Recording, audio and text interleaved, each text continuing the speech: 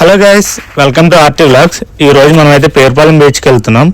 మన ఛానల్లో already Perupalem beach video అయితే ఉంది. నేను అందుకనే ఓన్లీ మన బైక్ కాకుండా వేరే బైక్ రైడ్ చేస్తున్నా కాబట్టి ఓన్లీ దీని యూజర్ ఎక్స్పీరియన్స్ ఎలా ఉంది అండ్ రోడ్ ఎలా ఉంది, అప్పటికిప్పటికి చేంజెస్ ఎలా ఉన్నాయని చెప్పడం కోసమే రికార్డ్ చేస్తున్నా.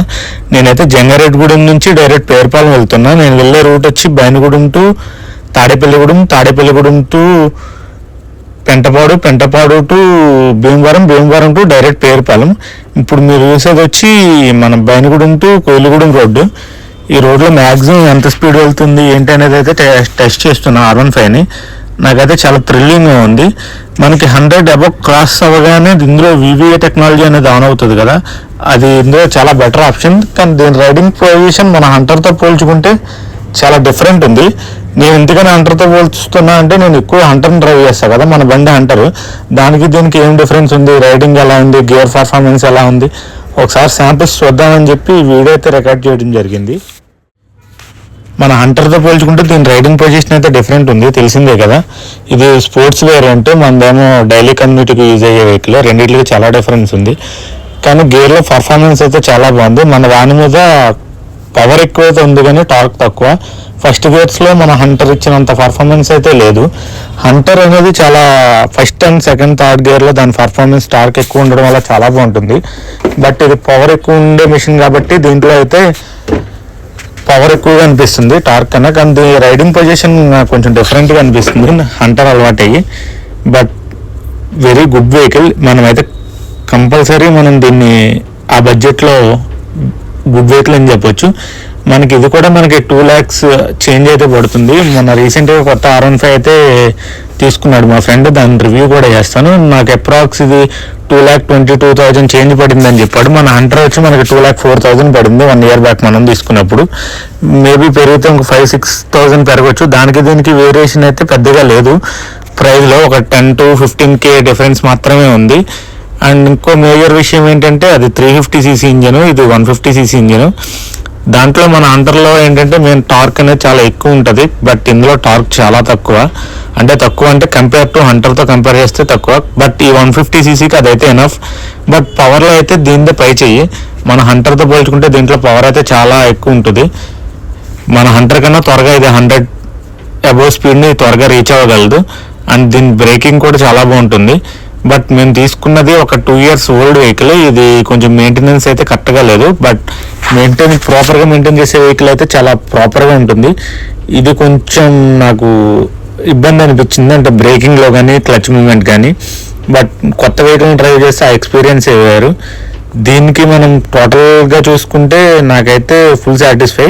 ఇప్పుడు మనం డైరెక్ట్ తాడేపల్లిగూడెం వెళ్ళి తాడేపల్లిగూడెం నుంచి స్టార్ట్ అయ్యి డైరెక్ట్ మధ్యలో ఒక బ్రేక్ అయితే తీసుకున్నాం, ఒక 10 minutes వేరే వాళ్ళని పిక్ చేసుకోవడానికి తాడేపల్లిగూడెంలో. అక్కడి నుంచి మనకి direct Bhimavaram to Perupalem beach.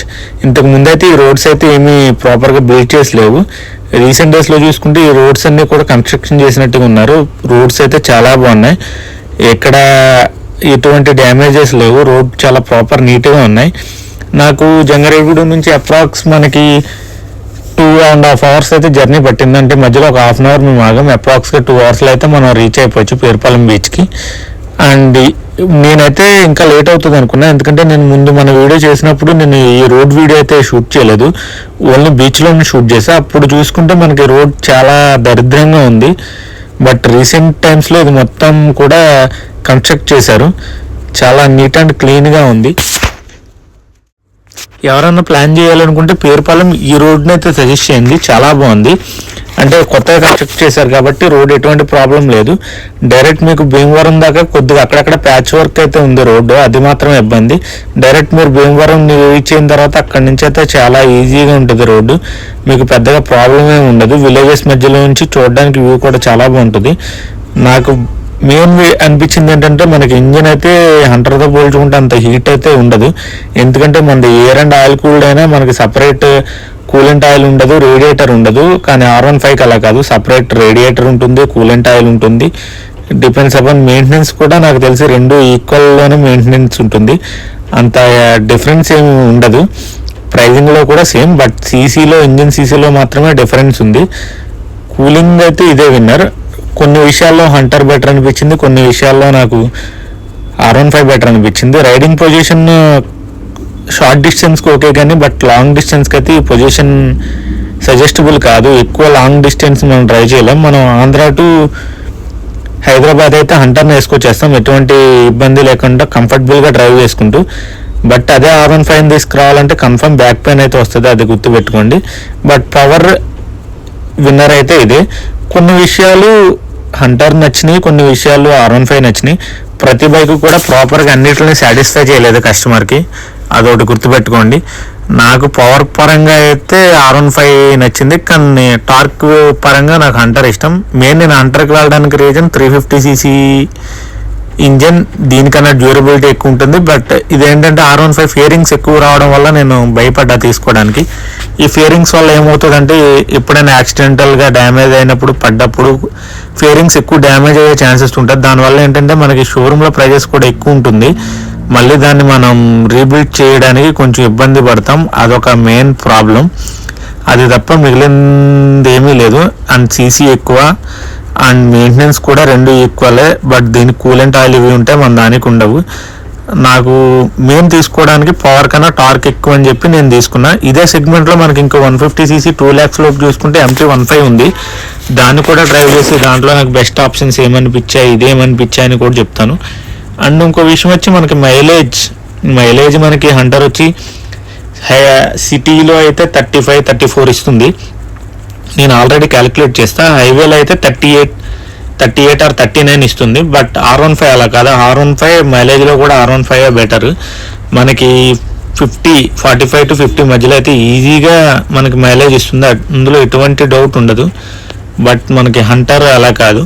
స్పీడ్లో అండ్ మైలేజ్లో అయితే అబ్సల్యూట్లీ మనకి R15 పై చేయి హంటర్తో కంపేర్ చేస్తే. నేను ఎందుకు హంటర్ని 350cc 150cc కంపేర్ చేస్తున్నావు భయ అనొచ్చు మీరు. నేను ప్రైస్ పరంగా కంపేర్ చేస్తున్నా, సీసీ పరంగా కంపేర్ చేయట్లేదు వెహికల్స్ని, అది గుర్తుపెట్టుకోండి. నేను 2 lakh చేంజ్లో వచ్చే వెహికల్స్ అందులో ఏ సీసీ ఉన్నాయి ఏవే ఉన్నాయి అనేది నేను కంపేర్ చేసుకుని చెప్తున్నా తప్ప సీసీ పరంగా అయితే దానికి దీనికి సంబంధం లేదు. సీసీకి దీనికి కంపారిజన్తో చేయట్లేదు నేను, ఫస్ట్ ఆ పాయింట్ అయితే గుర్తుపెట్టుకోండి. మెయిన్ 2 lakh ప్రైస్ రేంజ్లో నేను తీసుకునేటప్పుడు ఏ వెహికల్ కన్సిడర్ చేసా, నేను ఏవే పాయింట్స్ని చూజ్ చేసుకుని హంటర్కి వెళ్ళా. మీరు కొనాలనుకుంటే 2 lakhలో ఏది బెటర్ అనేది డిసైడ్ అవుతారనే ఉద్దేశంతో నేను ఈ వీడియో చేయడం. మేము 2 lakh చేంజ్లో నాకు MT-15 ఒకటి నచ్చింది అండ్ R15 ఒకటి నచ్చింది అండ్ హంటర్ ఒకటి నచ్చింది. బట్ MT-15 ఏంటంటే బ్యాక్ సీట్ పిలియన్కి చాలా అన్కంఫర్టబుల్ ఉంటుంది, చాలా చిన్న సీట్. అదొకటి మెయిన్ ప్రాబ్లం వల్ల నేను దాన్ని ఆగిపోవాల్సి వచ్చింది. అంటే మా మదర్ కానీ మా పిన్ని వాళ్ళు కానీ ఎవరైనా రిలేటివ్స్ని ఎక్కించుకోవాలంటే ఆ బైక్లో చాలా ఇబ్బంది అయ్యేది నాకు.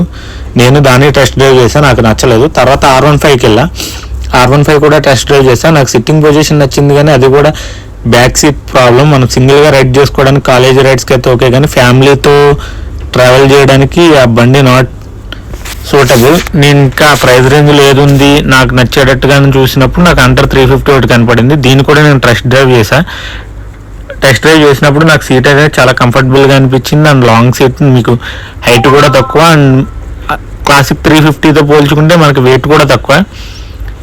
నేను టెస్ట్ డ్రైవ్ చేసినప్పుడు నాకు బాగా నచ్చింది. టార్క్ ఇందులో ఫస్ట్ సెకండ్ థర్డ్ గేర్లో ఉన్న పర్ఫార్మెన్స్ చూసారా టార్క్, అది నాకు చాలా ఇష్టం. ఈ టార్క్ అంటే అసలు టార్క్ దేనికి ఉపయోగపడుతుందని కూడా అడగచ్చు మీరు. టార్క్ మనం ఏదైనా అప్స్ ఎక్కేటప్పుడు కానీ హెవీ లోడ్ వెహికల్ మీద ఉన్నప్పుడు ఎనీ గేర్లో కూడా ఇది చాలా స్మూత్గా రన్ అవుతుంది, మనకు అందులో ఎటువంటి ప్రాబ్లం అయితే ఉండదు. అదైతే మీరు ఒకటి గుర్తుపెట్టుకోవాలి. పవర్ ఎక్కువ ఉండి టార్క్ తక్కువ ఉండడం వల్ల ఏంటంటే హైవేలో పర్ఫార్మెన్స్ బాగుంటుంది, కానీ ఎనీ లోడ్ సిచ్యువేషన్లో కానీ మనం అప్ ఎక్కాల్సి వచ్చినప్పుడు కానీ ఇది మనకి చాలా ఇబ్బందిని కలిగిస్తుంది, అదొకటి గుర్తుపెట్టుకోవాలి. హంటర్ 350 తీసుకోవడానికి నేను లాంగ్ డ్రైవ్స్ ఎక్కువ చేద్దాం అనుకుంటున్నాను మన ఛానల్లో, దానికి ప్లాన్ చేస్తున్నా. కానీ లాంగ్ డ్రైవ్స్ ఎక్కువ చేయాలనుకున్నప్పుడు మనకి R15 సూటబుల్ కాదు. మనకి లగేజీ పరంగా కానీ శాడిల్ బ్యాగ్స్ వేయడానికి కానీ లగేజీకి కూడా ఇబ్బంది అవుతుందని చెప్పి మనం హంటర్ని అయితే సజెస్ట్ తీసుకున్నాం. అండ్ మెయిన్ ప్రాబ్లం ఏంటంటే మనకి శాడిల్ బ్యాగ్స్ త్వరగా సెట్ అవ్వవు, ప్యానియర్స్ సెట్ అవ్వవు. సెట్ అయినా కానీ మనకి ఏదైనా మనం లాంగ్ డ్రైవ్ చేయాలనుకున్నప్పుడు యాక్సిడెంటల్గా బైక్ అయితే పడుతూ ఉంటుంది, అది కామన్. బైక్ పడకుండా అయితే ఉండదు. అలా పడ్డప్పుడు ఫేరింగ్స్ డ్యామేజ్ అయితే ఎక్కువ మనకి ఇన్వెస్ట్మెంట్ అనేది అవుతుంది. మెయిన్ దాని గురించే నేను హంటర్ అనేది తీసుకున్నా. మనం లాంగ్ డ్రైవ్స్ ఎక్కువ ప్లాన్ చేయాలనుకున్నాం కాబట్టి టాప్ బాక్స్ పెట్టుకోవడానికి సైడ్కి, అండ్ ఒకవేళ బైక్ క్రాష్ అయినా మనకి మినిమల్గా డ్యామేజ్ ఉండేటట్టు ప్యానల్స్ ఉంటే బాగుంటుందనే ఉద్దేశంతో అయితే ఈ వీడియో చేశా. చూసారు కదా రోడ్డు రెండు పక్కల చెట్లు ఎంత బాగుందో. మనం అయితే బీచ్కి అయితే దగ్గర రీచ్ అయిపోయాం. డైరెక్ట్ బీచ్లోకి అయితే ఎంటర్ అయిపోతాం. ముందు మనం అయితే అటు సైడ్ నుంచి ఎంటర్ అయ్యాం టెంపుల్ దగ్గర నుంచి. మనం ఈసారి ఎండింగ్ సైడ్ నుంచి అయితే ఎంటర్ అవుతున్నాం.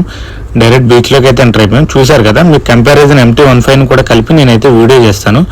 ఈ వీడియో ఎంతటితో అయితే క్లోజ్ చేస్తున్నాను. ఈ వీడియో మీకు నచ్చినట్టయితే లైక్ చేయండి, షేర్ చేయండి, అండ్ మన ఛానల్ని సబ్స్క్రైబ్ చేసుకోండి.